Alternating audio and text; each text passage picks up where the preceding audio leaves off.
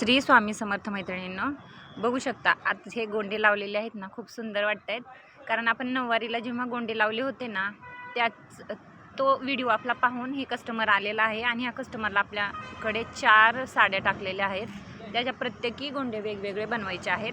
हे बघा सेम तसेच जसे आपण बनवले होते ना नऊवारीला, सेम तसेच बनवलेत. फक्त ह्याचे 1 इंचावर प्रत्येकी 1 इंचावर मी गोंडे घेतलेले आहेत. तर किती सुंदर वाटतंय ते बघू शकता. कारण या साडीचा पूर्ण प्लेन कलर पिवळा असा होता ना प्लेनमध्ये, तर गोंडे पण आपण सेम त्याच कलरचे लावलेले आहेत. पण खूप सुंदर वाटतं ते.